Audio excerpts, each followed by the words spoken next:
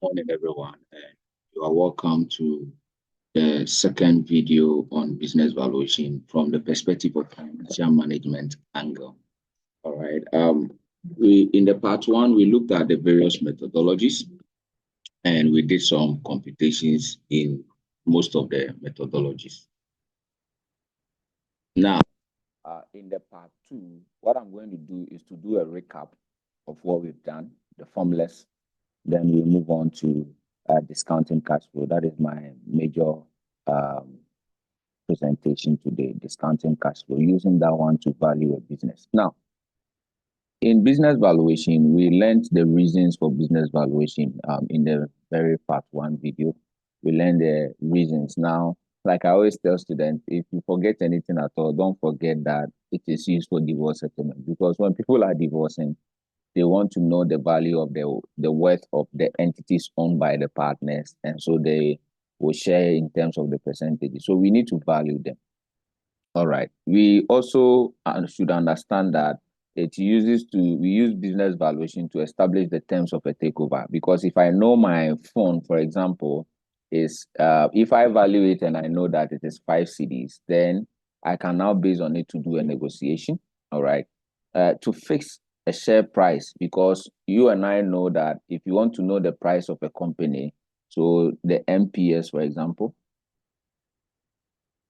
if I want to know the market price per share, then it means that I need to know the entire market capitalization, the value of my company.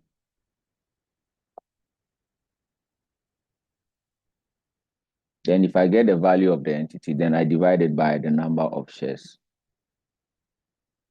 so that I can get the price per share. So basically that is that. All right. So if I have the value and I divide it by the ordinary share, I can now price my company in terms of shares. So we need to value the business. For the investor to also make a buy, hold, or sell decision is very true, because if I know the value, I now decide, should I sell it? Should I not sell it? Should I hold it? Or should I, if I know the value of something, should I go in and buy? If you are going to buy even a pen, you need to know the value to decide as to whether you want to go and buy.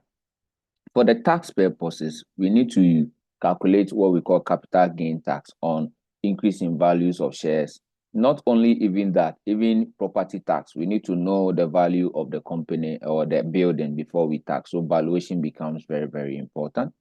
All right. So where a major shareholder or a director wishes to dispose a large block of shares, you have to know the value of shares so that you know that if I sell it, this is how much I can get.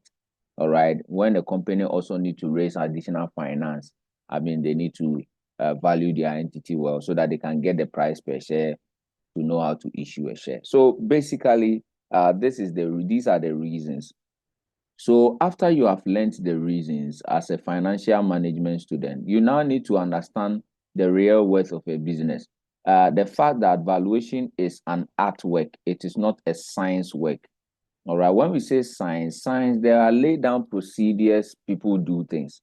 But when you go to the market to buy tomato, for example, there is no science of buying tomatoes. All right. When you go, it's about your negotiation skills. So when we say art, we are talking about how you are able to negotiate well. So you realize that even though we will use mathematics to value, the science to value a company here, what you realize is that the real value of a business is actually how you are able to negotiate for it. I always tell people, born in Kumasi, going to Kumasi to do a market or buy something in a doom, you have to go with your predetermined price. So most of the time when I leave Tema and I go to Kumasi to buy something, and they ask you that, oh, Charlie, where are you from? And you say you are from Tema, you are dead. Because they know that this guy is coming with money. But they ask you, tell them that, oh, you are just from one corner here in the doom. You live at Asafo, you are coming to buy. They know that this guy is one of us. So they are careful. So, I mean, it's an artwork, the way you are able to negotiate. You go with your own price, not the price they tell you, but your own price. All right.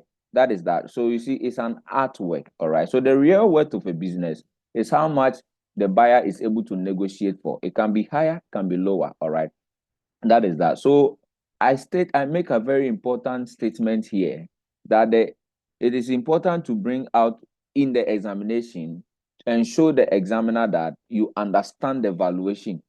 Valuation is a subjectivity matter. So you see, there is always a compromise between the two people. If the seller doesn't compromise and the buyer doesn't compromise, there may not be a sale. Because you and I know that when you go, they quote a higher price, you quote a lower price, then you are meeting like this until you get to a middle ground, then you settle it. All right. So that is how it works. So valuation is a work of an art, not really a work of a science. And we learned the methods of valuation. So if you remember, so after knowing this, you need to know the method. So you know the reason, and here you do the methods. And the methods, you need to learn how to calculate them. So we talked about, if you remember, the asset-based method. And the asset-based method, we have the book value. We have the realizable value. Then we have the replacement cost. So book value is just you picking the figures in the balance sheet. All right, as it is. Realizable value is how much you can get when you are selling. Then replacement is how much will I buy something now? So if I bought my phone, let's say 3 years ago, if I'm buying this same phone, how much will it cost now? So that is the valuation methodologies. And once you know these valuation methodologies, you need to know the advantages and the disadvantages. If you really want to pass your FM, don't make use of the theoretical aspect of it. And that is what I'm trying to do with this video. So we said that we can use this one to value a real estate investment, companies that deal with properties. All right. So that is that. So the company that are solely on properties. We also learned that if you are buying an entity for the sole purpose of its asset, we call it asset stripping. All right. And also, when you are determining the minimum value for a negotiation, you can use the asset-based methods. All right. But you see, the disadvantage is that people don't buy business just because of the asset. Some buy the business because of the future cash flow. Because if you want to buy a business, how much you'll be earning for the future. So people just don't buy. Of course, you can also say this method is easy because you realize in the part one video that it was easy. But people don't buy assets just because of their cash flows. And if you are buying asset because just because of their asset, they buy because of the future cash flows. If you are buying asset for the asset, what about the human beings? What about the intangible asset? Because you realize that some of the things we said that goodwill is ignored, goodwill is ignored. So these are things that you should actually factor in your analysis apart from the calculation. So you saw this diagram, but most importantly, the problems are that you don't buy a business because of the figures in the balance sheet. No, you are buying it because of the future. And we should also value what is being purchased because, like I said, it's the future cash flow. When you buy a business, you have shot him of his future cash flow, and that is what you are going to reproduce, and that is why you bought the business. You believe that you are going to make the cash flows better than it is, and that is the reason why. Okay, what about the high-skilled labor force? What about the strong management? What about the competitive position? These are the what I call the intangible aspect that we ignore. All right. So, like I said, you use it for your asset stripping, determining minimum value to value in property investment companies. All right. So that is that. Now, note take note of the things I put in the book where I place notes. It says that if we are valuing a profitable quoted company, in reality, the minimum price that the shareholder will accept will probably be the market capitalization plus any acquisition premium, not the net asset valuation. So if you know your minimum amount of your business, you put, of course, it's how we do trade. If you know your amount, you put a profit element on it and you sell. So that is how it is. So not necessarily that you have calculated the value of the company using any of the three models, and that is actually the real value. That is the minimum.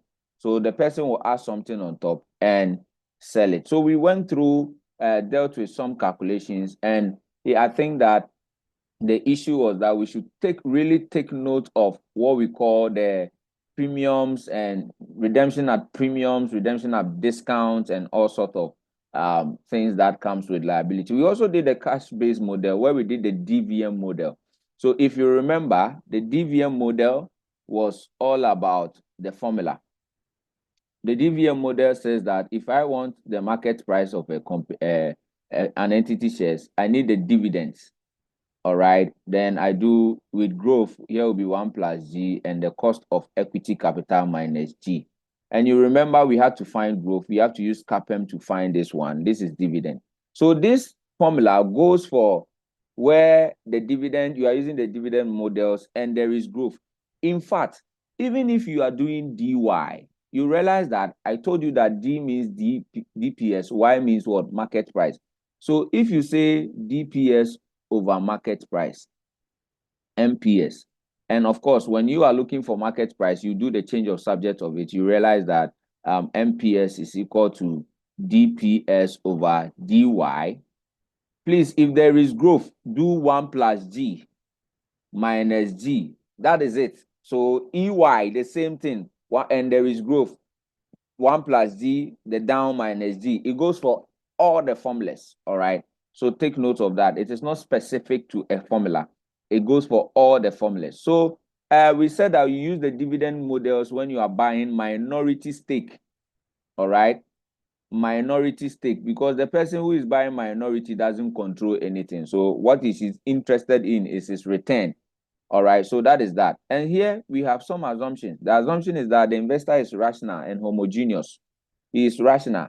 And also, we are talking about the dividend that he will receive. So not just always the current year, but the trend of dividends that he thinks he will receive. Okay, so that is that. And here too, we also talk about the fact that the attitude of the investor receiving cash flow at different time can be modeled using the discounted cash flow arithmetic. All right. Other influences of shares are ignored. Tax is ignored. Everything is ignored. So these are the basis, the assumptions. So an examiner can ask you to write some assumptions of the business, the dividend valuation model. So please write this assumption.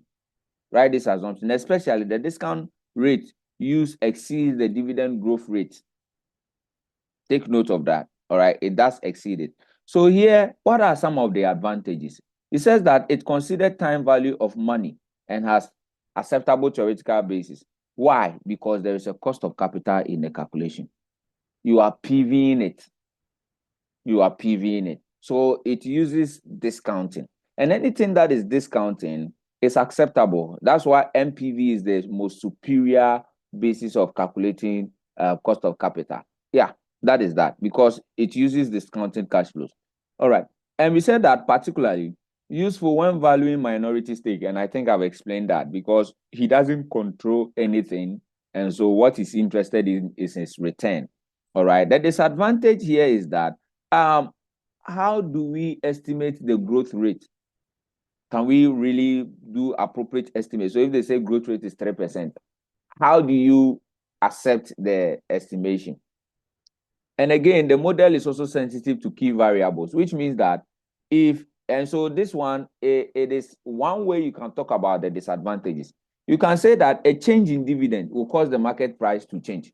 A change in cost of capital will cause the market price to change. A change in growth will cause the market price to change. So the variables are sensitive to the valuation. All right. And the growth rate is also unlikely to be constant in the future, because here we put in just one growth rate. Doesn't mean next year is the same. Doesn't mean next 2 years is the same. All right. So the change in growth. All right. So we said that a change in any of the variables will result in a greater than in the share price. All right. So that is that. So the changes in the variables can change the value. All right. So we learned the formula, all the formulas we went through to do all the formulas. All right. So basically that is that. Now, when we finish these ones, we now went to the dividend yield, like I've explained. So when there is growth, please don't forget. And you know that if you are valuing a private company, this dividend yield that you come and place here, it should be for a proxy listed or parent company. All right, you know all those things. Then you scale up or down, it's a yield up. All right, so that is that. So basically, that is that. This formula is difficult because the private company doesn't market his shares, and his information is also very unavailable. So basically, that is that. Do you have the info? That's why we have to go and use the proxies and all those people's information to actually do it. Then we scale up. What is the proof that the scaling up we are doing is the best thing to be done? All right. But today, like I said, my focus is on the discounting cash flows. Discounting cash flows. So we are going to learn how we use a discounting cash flows to value a business. Of course, in the first video, which is equal to what is done in corporate reporting, you saw a little bit of the discounting cash flow, but that is mainly from the perspective of the corporate reporting. But here, we are looking at discounting cash flow from the perspective of financial management. So here we talk about discounting cash flow. You remember this because we've done NPV analysis. All right, so you have the discounting cash flows. All right, so here, the discounting cash flow, you realize that we are going to PV the cash flows. Now, the simple way I use this thing to explain to my students is that it is about a cash flow. And when something is about the cash flow, you know that the cash part is part of the asset. But the problem is the discount factor that you will use to PV the cash flows. So if you use equity, if you use KE, it means that the answer you are getting is your asset. And so therefore, if there is any liability debt, you will deduct after you have done it. But if you are going to use WACC, remember in our WACC video, it means this one is a combination of debt and what? Equity. So it means that if you use WACC to do your cash flow, then it means that the answer you've gotten is the market value of the company, because you have already deducted the debt in terms of using the WACC. All right. So that is that.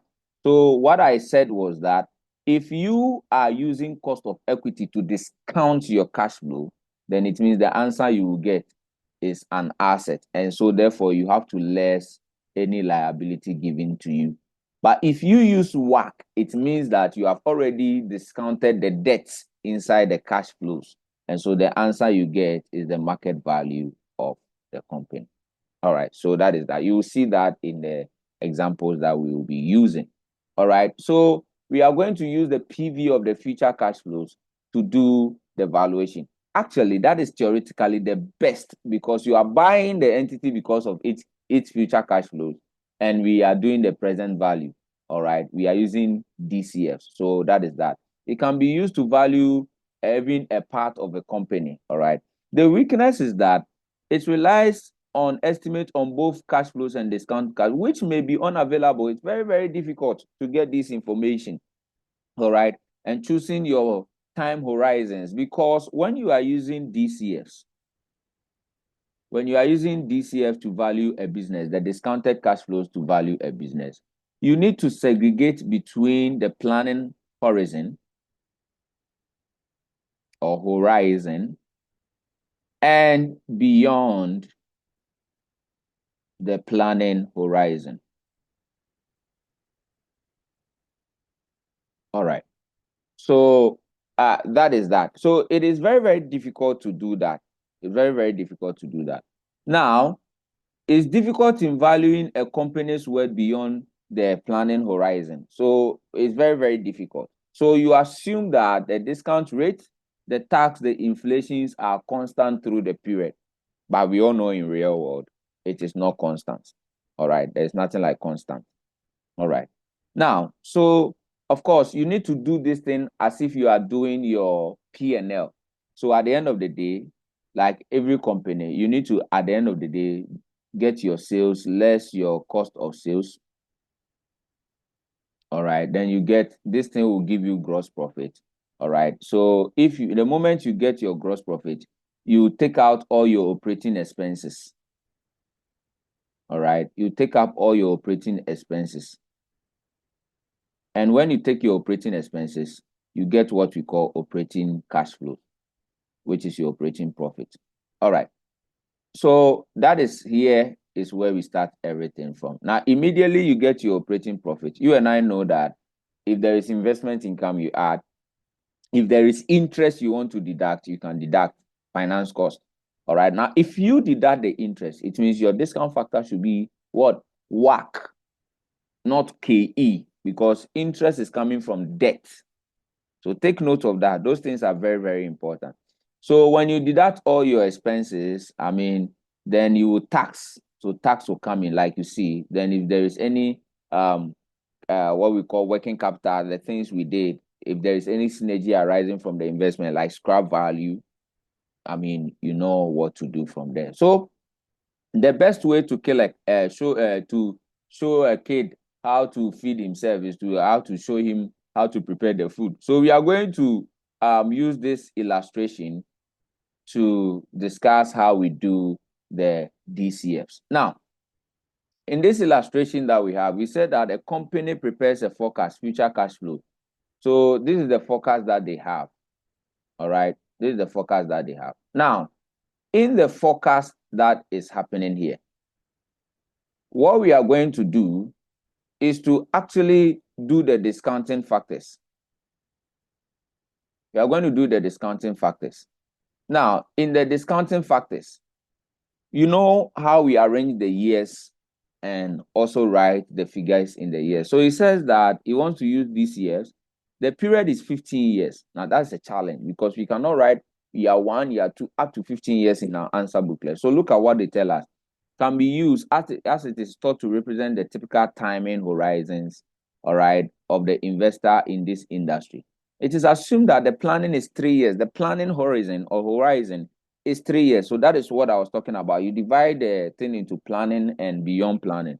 So here, what do? We are doing a DCF, right? And so we will do the planning horizon. That is year 1, year 2, year 3. And beyond the planning horizon will be year 4 to 15. That is it. That is what we have here. Now, and so therefore, in this one, we don't do year 0. It's not necessary because there is no capital expenditure. We are actually valuing the business. All right. So that is that. That is the little change.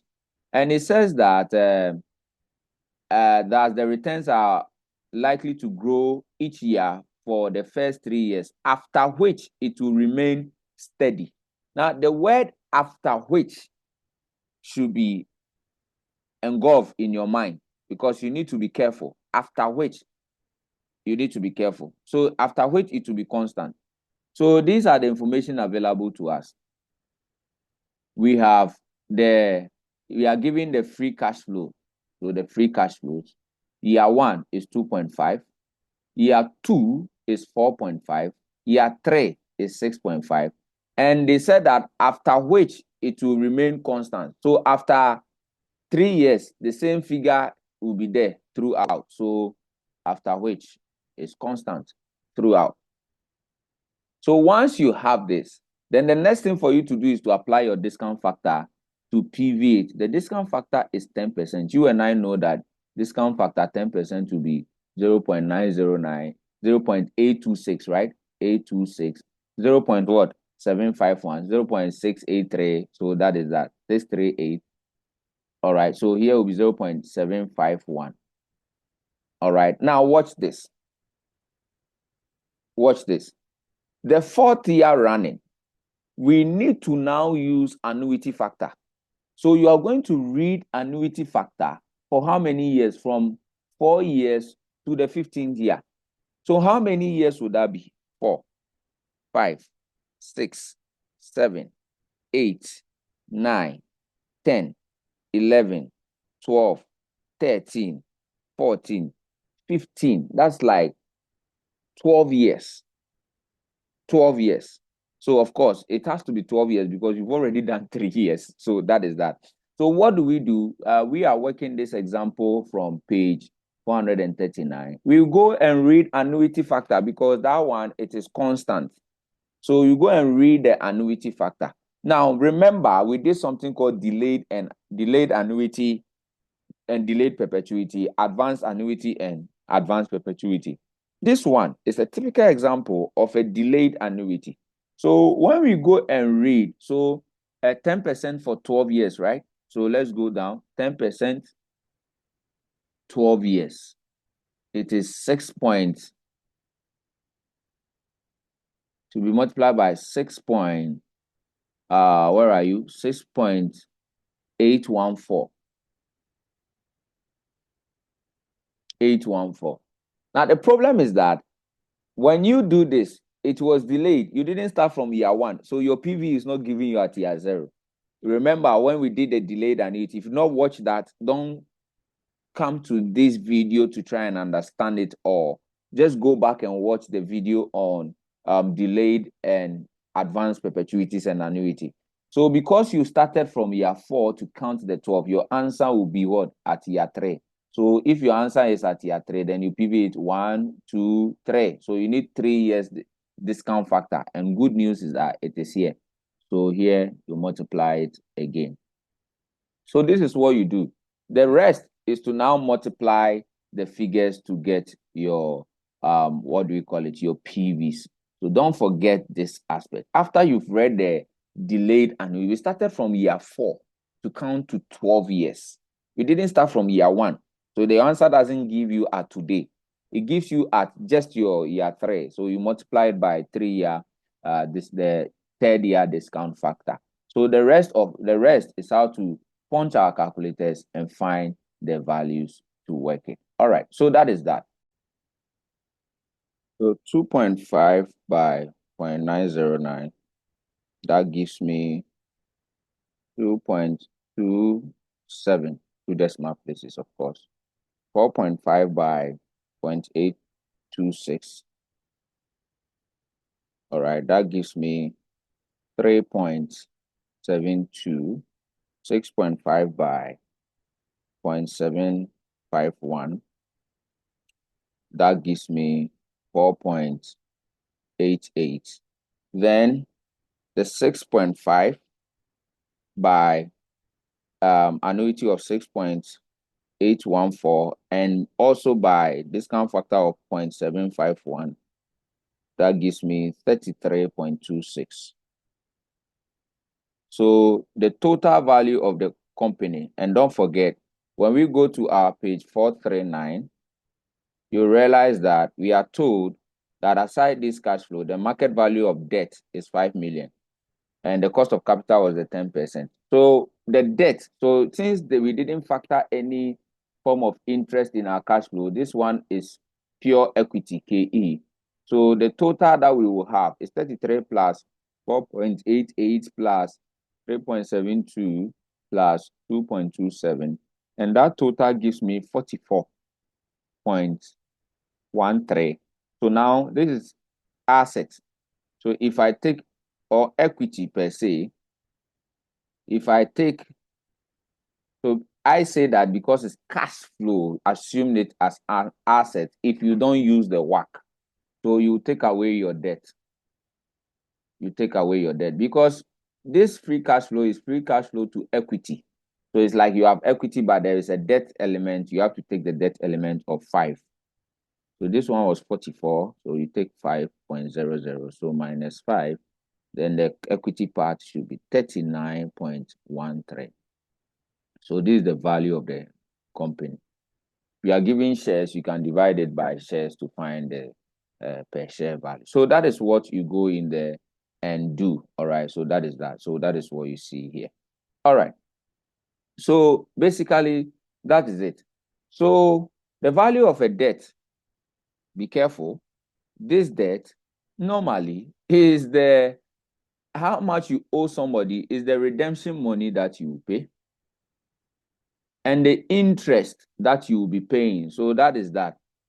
That is it. So we says that when you are, of course, we've covered all these things under business finance, interest calculation, redemption. When you are doing this thing, you need to be very careful.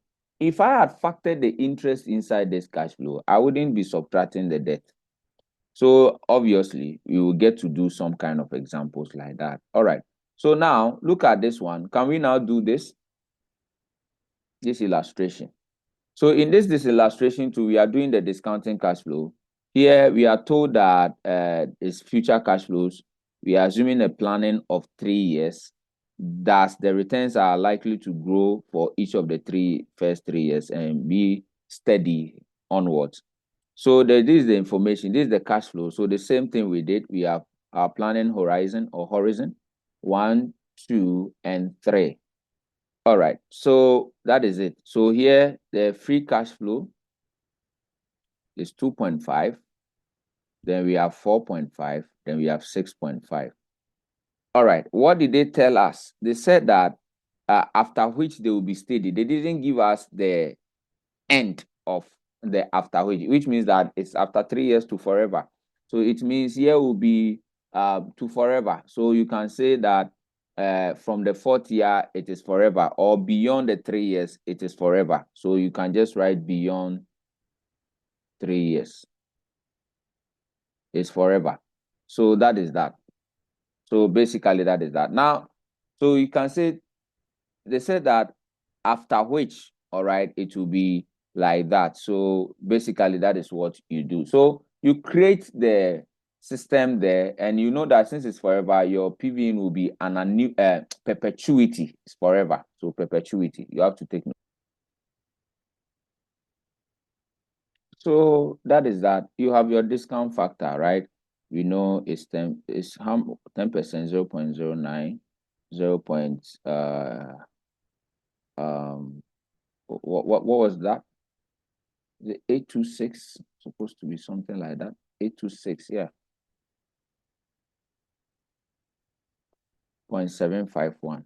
But here it is beyond. You know, remember perpetuity?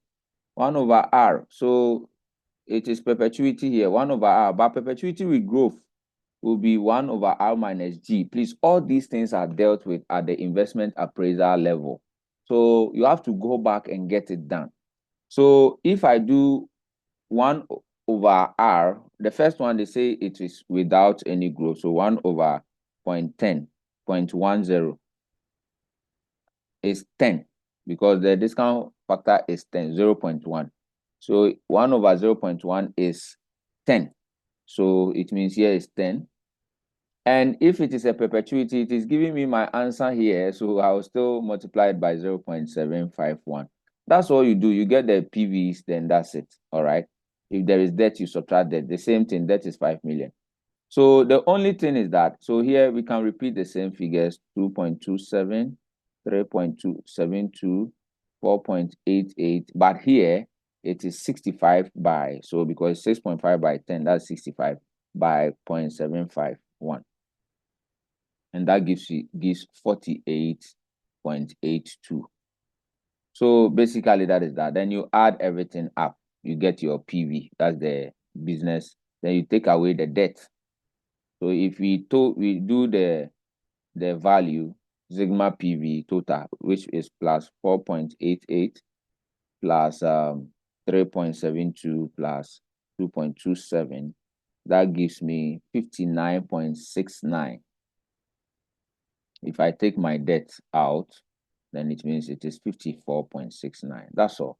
You try the second one. The only thing is that here will change, all right, because it is with growth. So it will be, growth is 0.9. So 0.1 minus 0.09.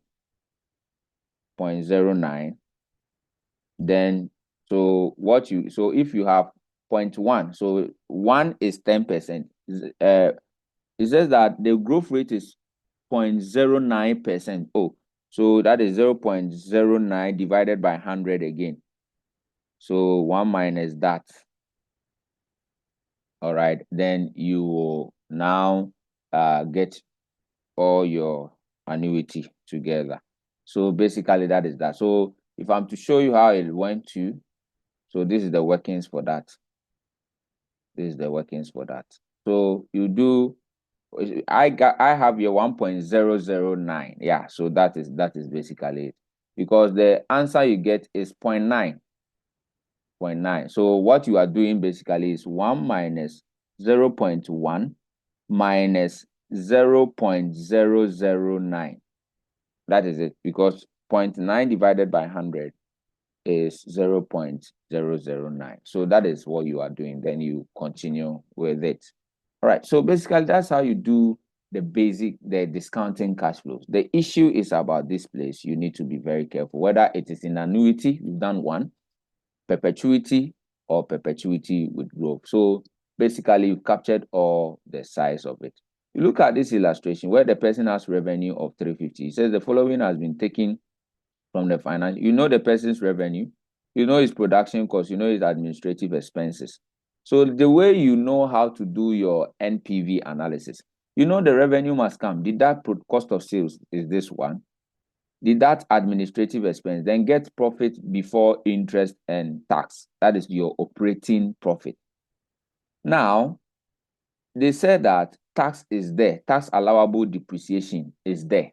So this is tax allowable depreciation. So you have that. Capital expenditure is 48.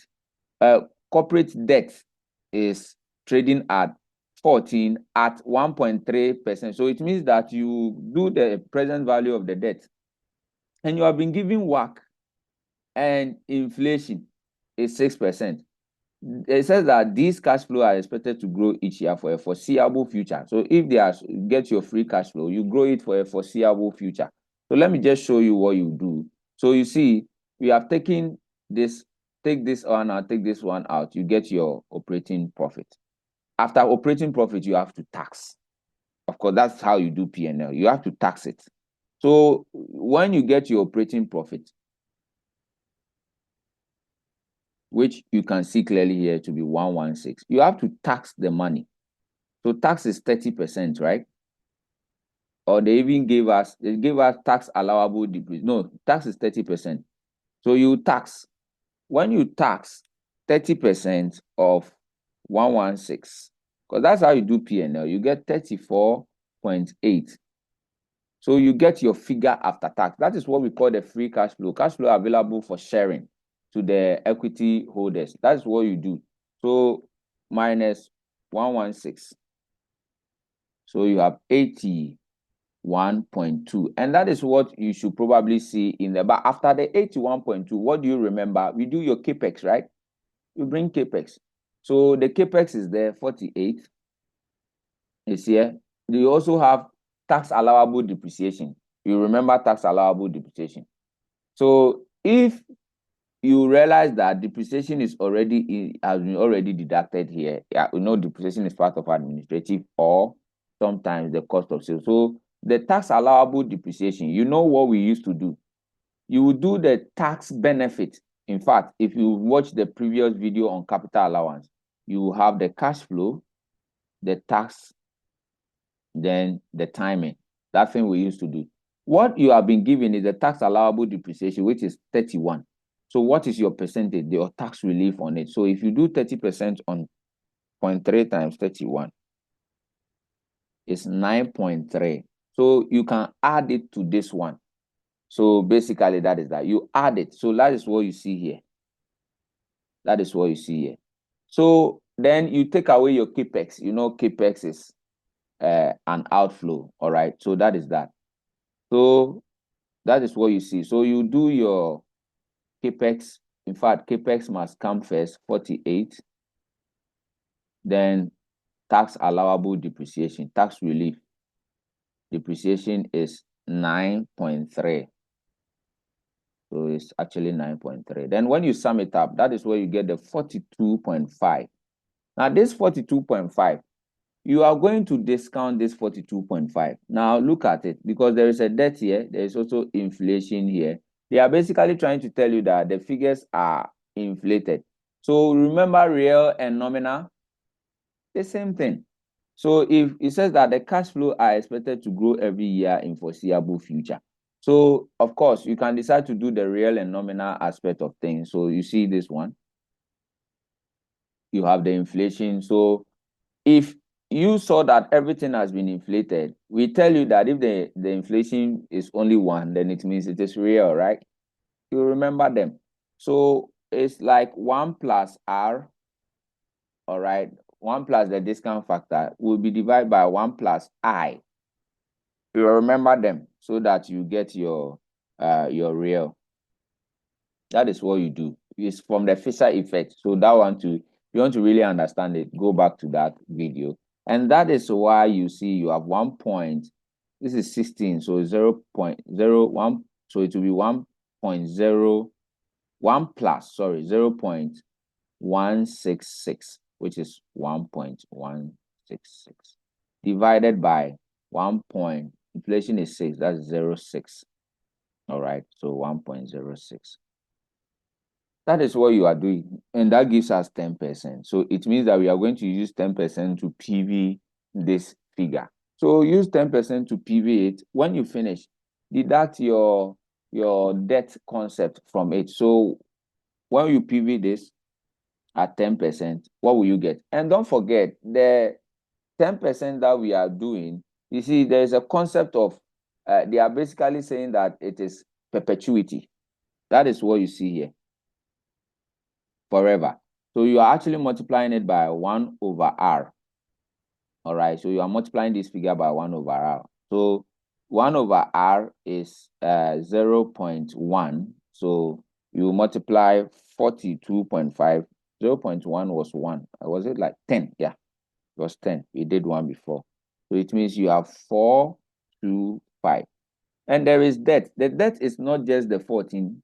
They said that it is trading at 130. So 1.30 by 14 gives me 18.2. So that is what you have. You have 18.2. Now, if you have this, then you subtract it by 4 from your 425.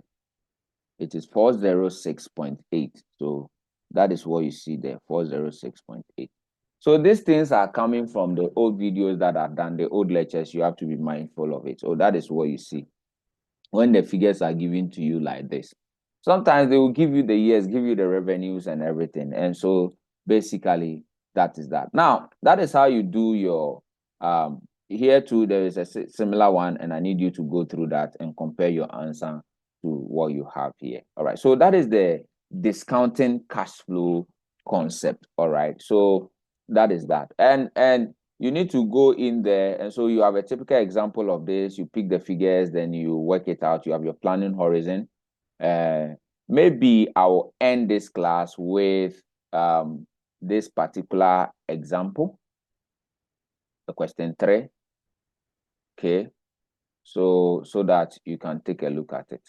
All right, so then probably there will be a next video to cover all. Of course, we've done the income base, so the income base, you use the income base when you are buying majority stake. All right. So basically that is that you are going to own it. And so you are interested in the majority stake. All right. And so, of course, the P ratio, you remember P ratio is difficult to get in the part 1 video. You do a scale down. So the informations are very, very difficult to get, but there are advantages. So take note of the advantages and disadvantages. Pause the video, internalize the advantages, and internalize some small problems about it. So now we are going to work the question Nathaniel, and that will be the end of the usage of a discounting cash flow. So business valuation is complete. Of course, take note of these additional information. All right, just look at them, internalize them, don't jump them, understand them. All right, then later on we will come to how to do acquisition and merger. But there are some past questions that will be available here. So that's why I encourage you to get the manual. It's very, very important. So after this, so the solutions are there. You also see the EY method. Then you have your ICAG past questions and its solutions. All right. So maybe another video will be done to cater for all the past questions, but probably not now. Learn how to use these things. So why don't you get the manual and get it sorted, all the past questions, so that you know that you are fully prepared for it. So let's go back and do question Nathaniel. Question Nathaniel.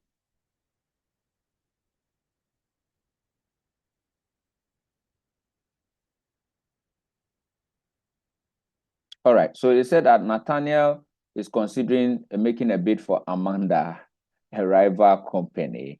The following information is made available to value Amanda. So you have the revenues of Amanda, the cost of sales, the profit, and they said that the operating expenses include depreciation. Don't forget, when we are doing discounting cash flow, we don't consider depreciation. So we need to add back probably they'll give us the depreciation. We'll have to go and add it back. We have the finance cost So if you factor finance cost, it means that you have to use the WACC. Let's see the requirement.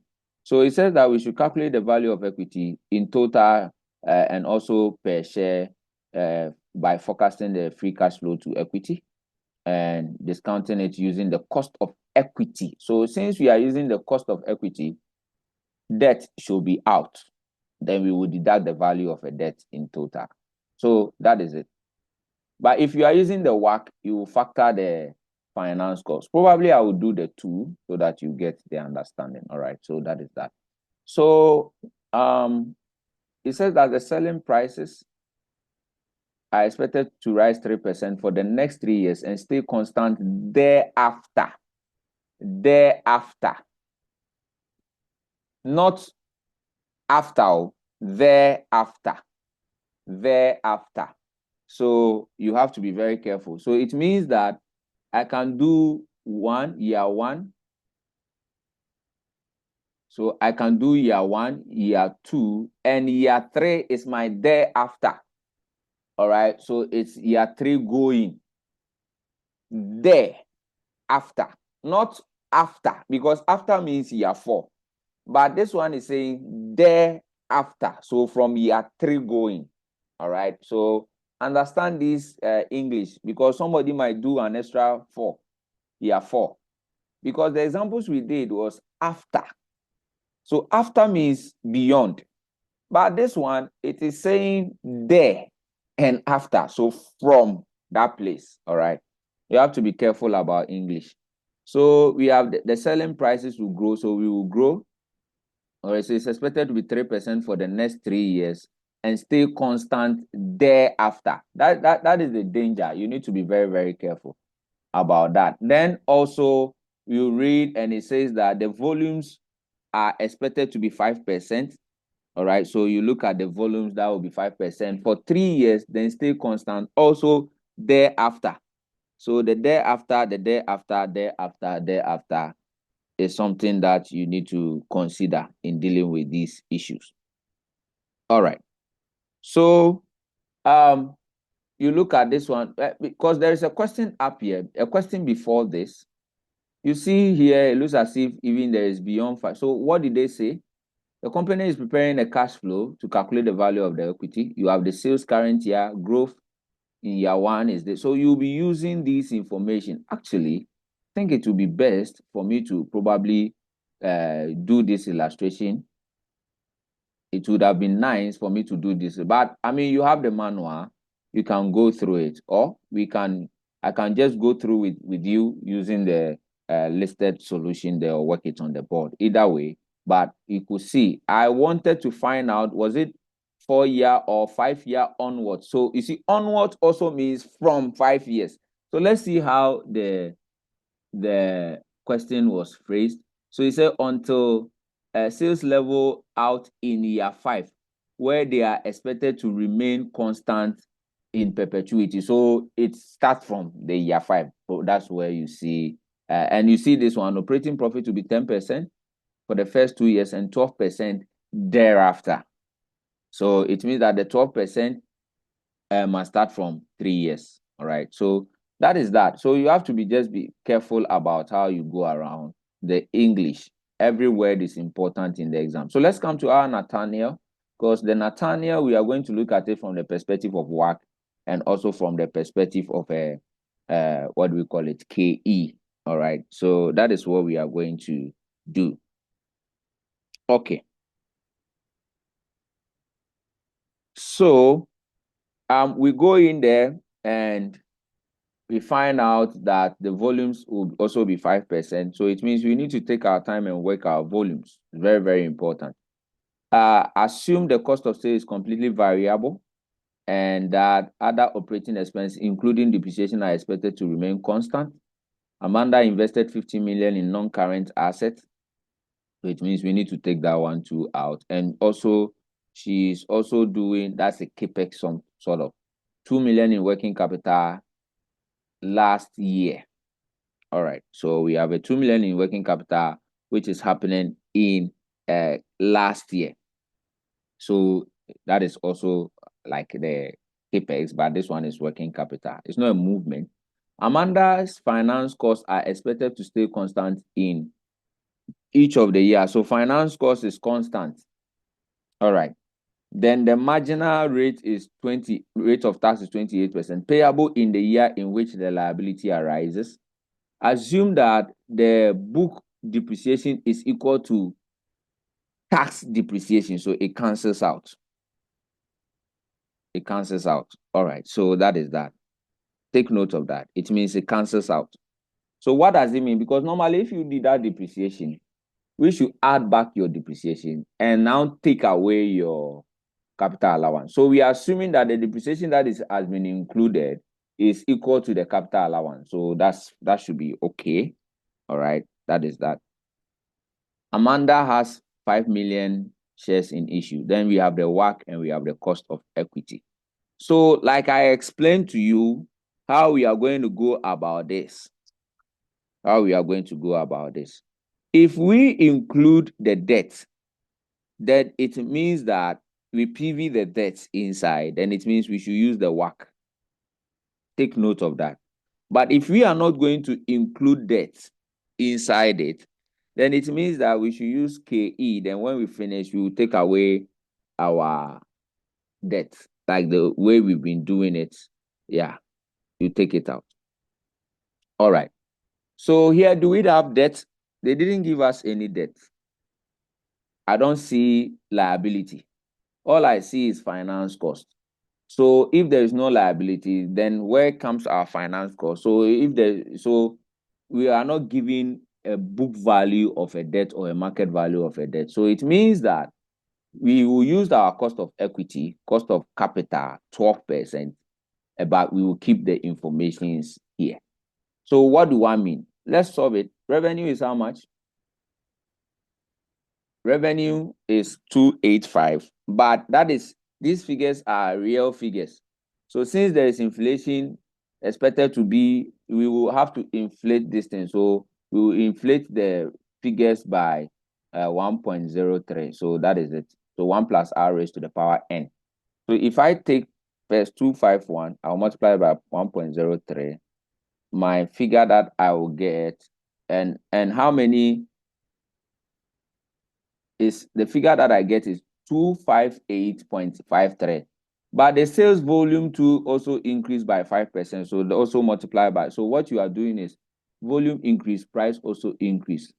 So this is for the, so that is what I'm going to. So also multiply by 1.05.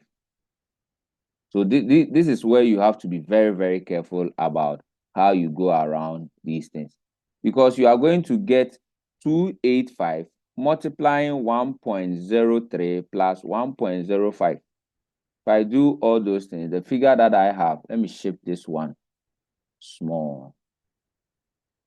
The figure that I have here, so you can try from your end, is 308.23. That is what I have. Now, then it is going to grow again next year. It's going to grow again next year. So everything is going to grow again next year. So you do the same thing. The multiplications that you had, you have to do the same thing. Because you see, the figure that you have here is coming from, so you can do the same thing, but here raised to the power 2, raised to, so n is what I put here. So if you want the figure here, do the same thing, but raise the figure to, raise it by 2 years. When you get to year 3, you kind of rotate. That is what you are doing. So basically, if I have this, so it was 285.1. Then I multiplied by 1.03, which was inflation, by 1.05. Then I had, it's actually 208.33. That's what it is, 0.33. Then I go again. So when I go again, you do the same thing. If you use this figure, you multiply by 1.03, 1.05, or you can use this figure and raise these things that you are doing by the 2. So this time around, I had 333.47. That is what I have. All right. So that is it. Then I keep it and do it to my year 3. So 1.03 again and 1.05. So there I have 360.64. So that is what I have. Then I'm going to do my cost of sales, COS, cost of sales. The cost of sales to, what did they tell us? Assume cost of sales is completely variable and that the other operating expenses, including depreciation, will rather stay constant. So what is our cost of sales? This is our cost of sales. So now it is 129. Now, if the cost of sales is variable, then it means it goes along with sales. Is that not it? It is variable. So it means that it will go along with your sales. So it means that if sales volumes are increasing, then the cost of sales, but they didn't tell us that cost price are inflating. They said they are variable. Variable means that the number, it goes with the number. So it means my cost of sales, whatever figure that I have, will be multiplied by 1.05 volume. So 1.05, I have cost of sales to be 120.9 multiplied by 1.05. All right, so that gives me 126.95. Then I keep it and multiply still 1.05. But if I don't want to keep it, I'll come and pick this figure and do multiply by 1.05 raised to the power 2.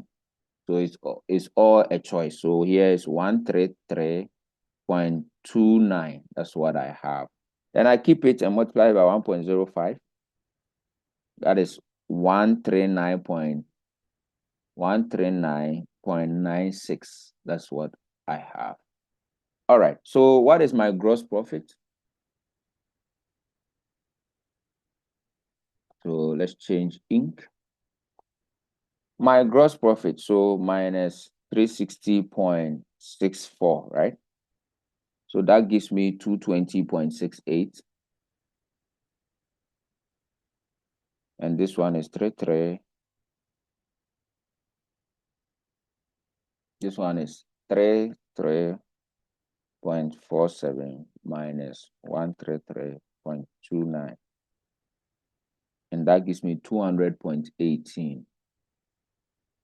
Then I come here, 308.33 minus 126.95. That gives me 181.38. 181.38. All right, so I have done up to this side. Then I have operating expenses to deal with. So let's talk about operating expenses. What did they say about operating expenses? And operating expenses, including depreciation, so are expected to remain constant. So it is not changing. They are telling us it's not. So it's constant throughout. If it is constant throughout, then what are we doing? It's just 66.90, 66.90, 66.90. It's constant throughout. But we could have added back depreciation. But when you add back depreciation, you will now deduct capital allowance. So they told us that it is equal to the capital allowance. So let's assume it canceled out. All right. Because we don't use depreciation in discounting cash flow. Rather, we use the capital allowance. So if it is the same, then we would be adding back this and we will be deducting the same value as capital allowance. So it cancels out. Then this is the information that supports that.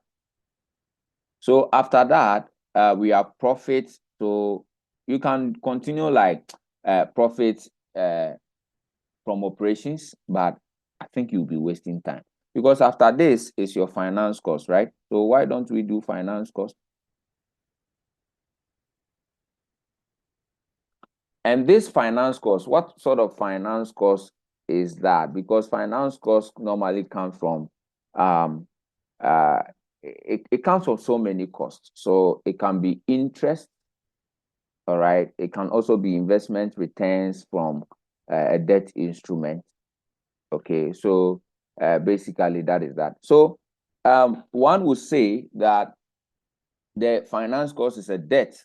So when you are going to subtract finance costs, a debt, it's not about operating. So if you deal with your finance costs in this way, then you can use the WACC.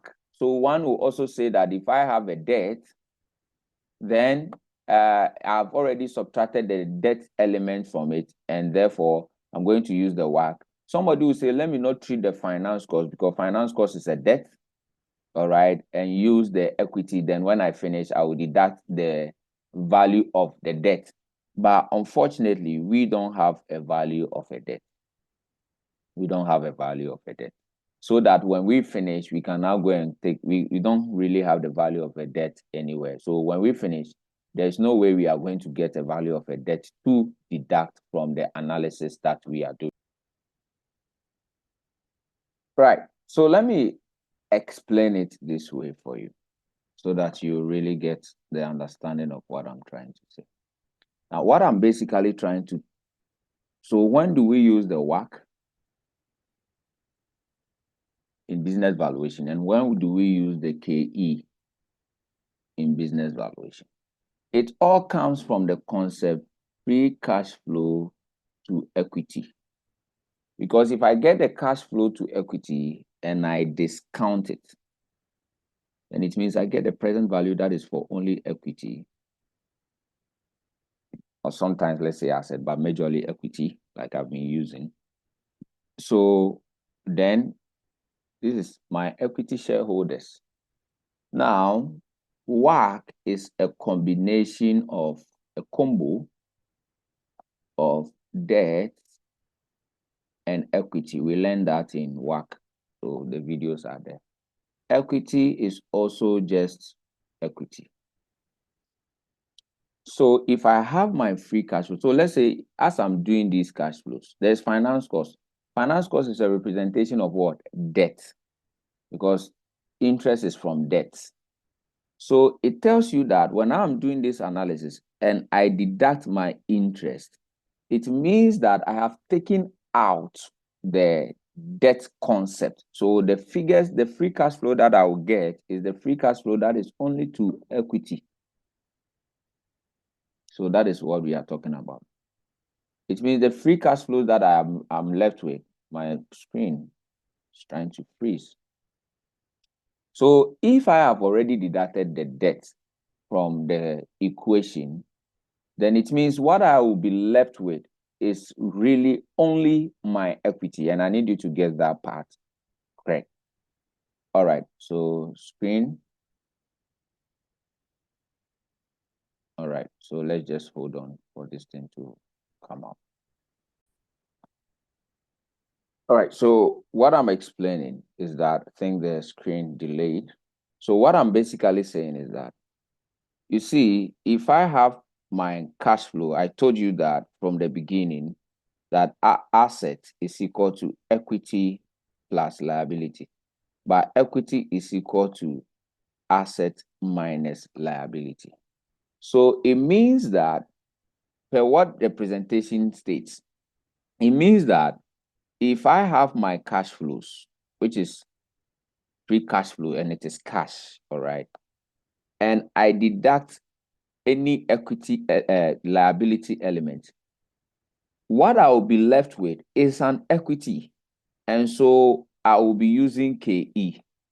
Basically, that is it. I think that this makes it very simple. So if I am going to factor in this finance cost, which is a representation of debt, then it means that I have to use, at the end of the day, I have to use KE. But if I don't factor in debt, it means everything that I had, all right, is only for like A. The free cash flow is A. That one, I can use any discount factor, whatever I'm giving. It should be the WACC, because it means that it includes probably the debt. I've not subtracted debt, so it still includes the debt component, all right? So therefore, whatever figure that I get is still under the A, and I now need to less our liability. That is the examples we've been doing. So when you get the cost of capital. So those one, you realize that it was stated cost of capital, not really cost of equity capital. It's cost of capital, which means general, including work. All right. So if I don't deduct the finance cost, it means that I have factored a cost of capital, not cost of equity capital. But if I'm able to deduct, so let's say if there was a debt, I can wait and take these two out, finance cost and the debt out, so that when I finish, I will now deduct the present value of the finance cost and the present value of the debt. But if I already deduct the finance cost and the debt, then it means the figures that I'll be left with, the free cash flows, will be free cash flows to equity. Free cash flows to equity, because I've already subtracted all forms of debt. Somebody can also subtract the finance cost, all right, still use the cost of equity. Then when he finishes, you now go and less the big liability amount. Have you seen that? Big liability amount. So the big amount of the liability, the bulk figure, if it is already PV'd. So that is that. So if we are subtracting any form of liability here, it means the figure that we will get is for equity holders. And if the figure that I get is for equity holders, and probably I didn't factor in a debt, so maybe I factored in only the finance cost, but I didn't factor the full debt amount. Finance cost is the interest, but I didn't factor the full debt amount. Then when I finish getting my equity using the cost of equity capital, then I will deduct the debt again. So that is basically it. I hope you now get the whole concept right. All right. So if we have finance cost, what is finance cost? Finance costs are expected to stay constant. So since it is constant, let's constant it. Okay, that is 10.0, 10.0, 10.0. All right, but usually, like we say, if you get your operating this figure, you must tax, right? Because we are doing P&L. We must even tax it, because finance cost is not a figure. The truth is that interest is allowed as a tax. You are allowed to take away the interest before you tax. You remember interest is tax deductibility Modigliani? You remember that, then basically that is that. So interest is tax deductible, meaning that you are allowed to take away the interest before you tax your figures. Interest is tax deductibility. So if we say we have finance cost, which is interest, then per Modigliani analysis, this is what is supposed to happen. All right. So that is that. So can we close out? It's as if our time is gone already because of the explanation that had to be given. So let's close them. 181.38 minus 66.9 minus 10. That's 104.48. 200.18 minus 66.9 minus 10. It's not easy, eh? You have to bring all your knowledge from other topics. 220.68 minus 66.9 minus 10. That is 143.78. So that is that. Don't forget the depreciation. Normally, as an accountant, you need to deduct depreciation before you tax. But we said that in free cash flow, what do we do? Even if you deducted it, so it means that this figure that we have used, depreciation was in there. All right. It means the depreciation was in, where is the operating expense? It means depreciation was in there. I hope you have it right. But in free cash flow, depreciation should not be in there. It should not be in there. So we need to add back depreciation. So that is it. But the question said that assume that the book value depreciation is equal to tax depreciation. And the tax depreciation means that we are allowed to, I mean, it's capital allowance that you are allowed to treat your capital allowance, because we assume that it is equal to the capital allowance. So if not that, now what this means is that if you deduct depreciation before you tax, it means you've short taxed, because depreciation is not supposed to be there. If we take out the depreciation, you realize that the figure that should be here will go up, up, up, and that is what it should be. It should be.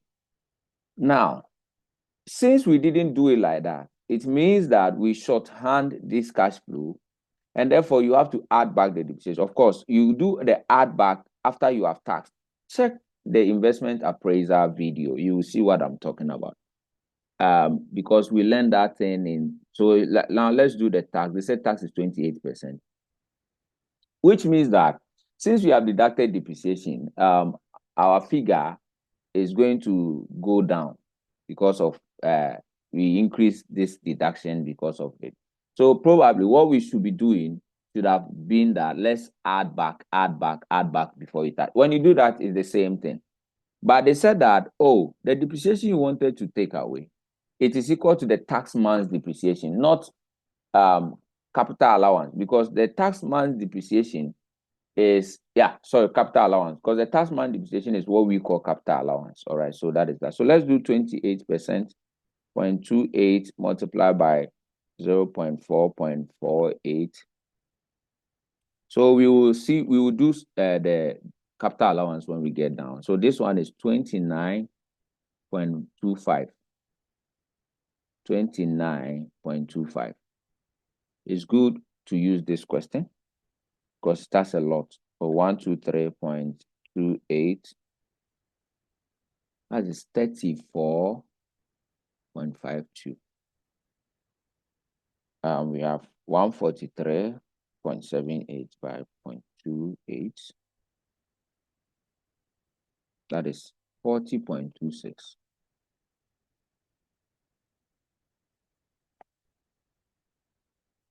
All right, so now we can now get what we call the profit after tax. So let's add, subtract and get them. 43.78. So here's 10352.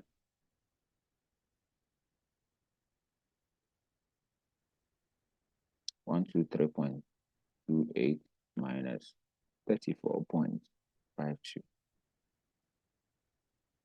That is 88.76. 104.48 minus 29.25. That is 75.23. All right, so now, like we've shown you, so let me show you this, how to be doing this thing in using the financial information. All right, so like you had an accounting information. So what we said is that use this, the net operating profit before interest and tax. All right, before interest and tax, find it. Now, don't forget, interest is tax deductible, meaning that you are allowed to, so you are allowed to take away the interest before you tax. And so you see, deduct debt interest paid, deduct. So I can actually decide to take away this one. And since this is constant, when I finish, I take the annuity of it. But this is it. This is what we are saying. So get your net operating profit before interest and tax for future cash flow, expected profit predicted based on expected growth rate. So that is what you do.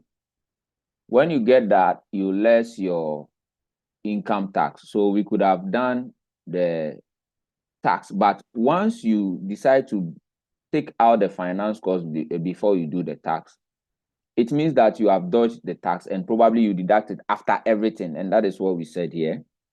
So when you get the free cash flow to equity only, then you can deduct the debt interest, deduct debt repayment, adding any cash raised from debt equity issue. So that's that.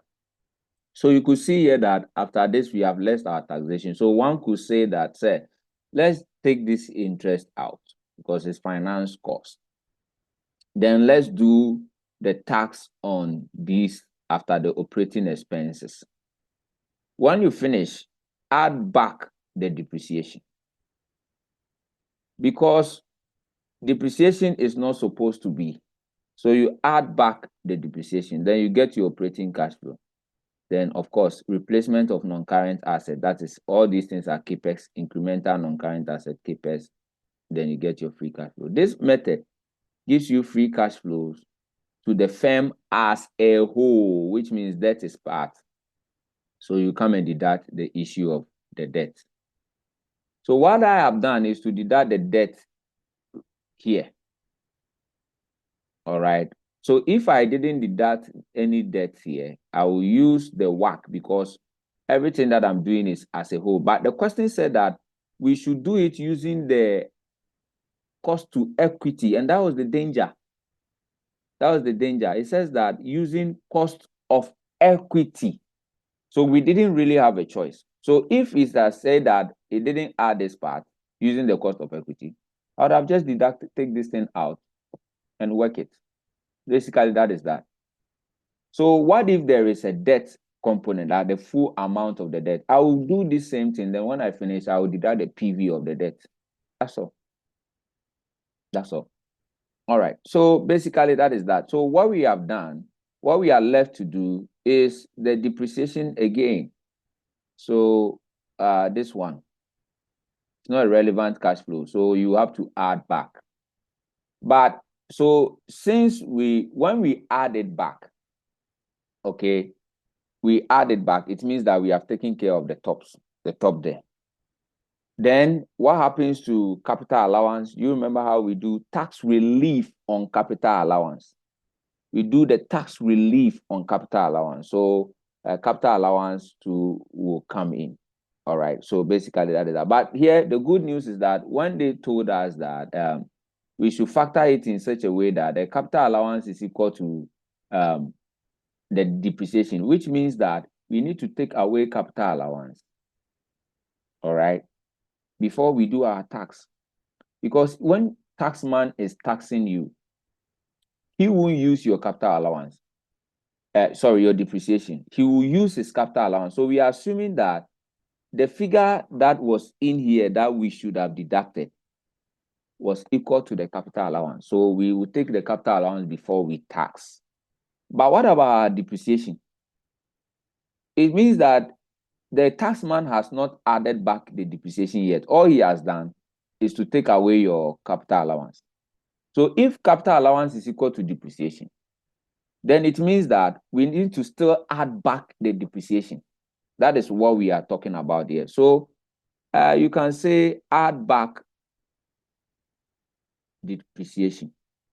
If depreciation was not equal to capital allowance, we would have cancelled off the depreciation. So depreciation is a non-cash flow. So we would have taken it out. All right, because we would have added it back there. Then when we add it back there, and there is still capital allowance, we will now deduct the capital allowance. Or if we don't do that, we'll come and do the tax percentage on the capital allowance, like the way we used to do it in investment appraiser as a tax relief. So you realize that with this one, we have tax. So we need to add back because the depreciation, because the reason why we didn't add it back here is because it's capital allowance deduction. So we have included capital allowance in this, not necessarily our depreciation, because our depreciation has to be added back.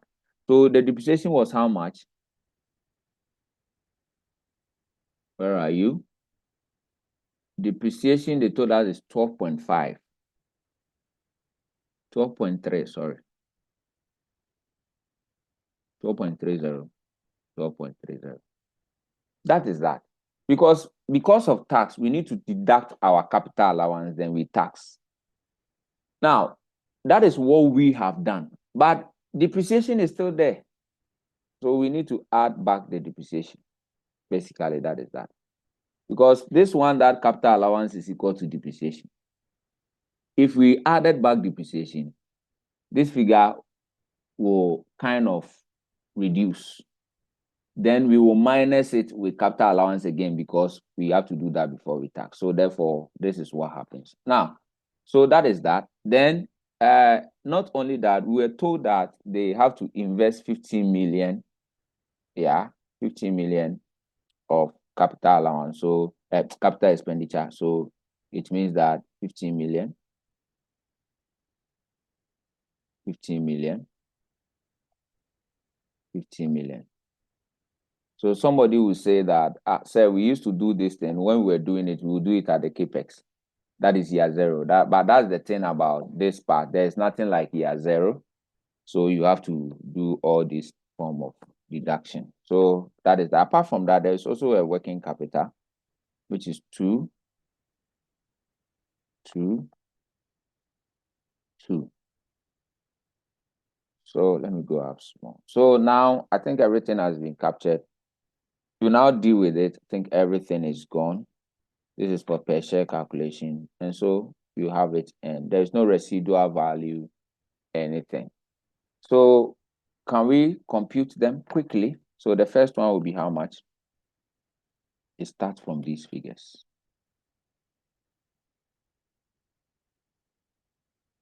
So I have 75.23 plus 12.3 minus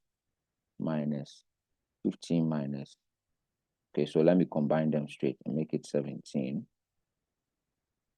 70.53.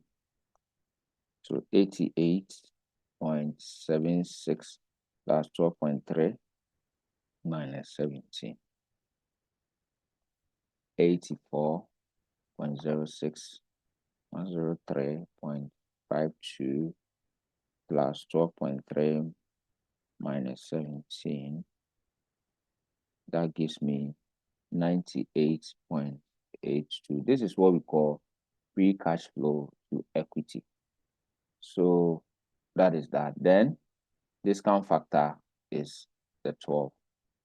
So can we go and read discount factors for 12? This is page 446. So I don't forget. And don't forget that there is a figure here showing that this is beyond. So don't forget that. It's very tricky. Don't forget that. So let's go and read the discount factors. Because this one, you have to do it infinity, the year 3. You have to do it infinity. So it means that there was no growth. So this one will be multiplied by 1 over 12, 0.12. The answer that you get is here. So you multiply it by the figure that you get, the discount factor that we are going to read. Where are you? All right, so year 1, 12%. We don't have 12%, we have 12%. This is it. 12% for first year, 0.893, and this one is a 0.885. Yeah, I guess so. Is it 885 or 886? Wow, where's my spectacles? All right, I guess this is 885. Of course, I can work it on the calculator. So 1 plus r raised to the power 2. 1 over that.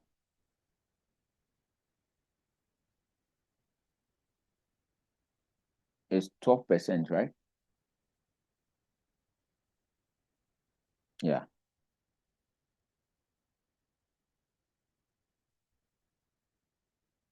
Where is it? Yeah, so it's correct. No, what I have here is, yeah, so I copied the wrong thing. That's why. So please, I'm having 1 divided by answer. Oh no, it's 1.12 raised to the power 2. 1 divided by answer 0.7971. No, so this is wrong. So is it that the table is wrong? No, this is 12%. Okay, this is actually from under 30. So like you see, sometimes you have to be careful too. So this is 797. All right, so that is that. So when you do 1/12 of this, 1/0.12, there was no growth. That's 8.333. Then you multiply again by 0.797. 0.797. That is 6 points. So this part alone is 6.642. So now we need to now go back and finish up. All right. So you do the PV. We can actually do it here. All right. So multiply by 98.82. This side is 656.33. 84.06 by 0.797. 60. Wow, that is like 66.995. So when you round it, it will be 67.0. 70.53 multiplied by 0.893.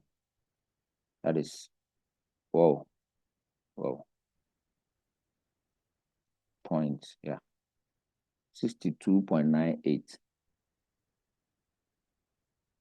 So the answer I get plus 67 plus 656.33. Total answer is 786.31. And the question, is it in millions? So if it is in millions, we are given, so this is the total value of equity. And they said we should do per share, right? So that was page 446. 446. Okay. So they said the figures are in millions. So that is that. So if I want, this is million. If I now want per share, I divide it by 500 million. So what I have is 1.57 cedis per share, meaning that this solution that we have done, we should put CD million. So that's it. All right. So that's it. So if we were asked to use WACC, then we would have been forced to deduct debt, all forms of debt. Sorry, if we were asked to use WACC, which means that we could have ignored this finance cost. All right, WACC, which means it has to be for the entire company. So we have to ignore this finance cost. All right, so basically that is that. But since we are using cost of equity, we have to deduct all liability to get the equity first. All right, so basically that is that. Okay, so you see, we didn't get equal answers, but it's close, right? Our final answer is the same, but I had here 0.31. This is 0.2 because I did 2 decimal places. All right, so basically that is that. All right, so ladies and gentlemen, the rest is for you to do the theory. Maybe another opportunity will come for us to look at all the past questions that have come, but we may not have it to do it. Maybe later, but so the best for you is to get a book, all right, and work with it. All right, thank you, and see you in acquisition and merge.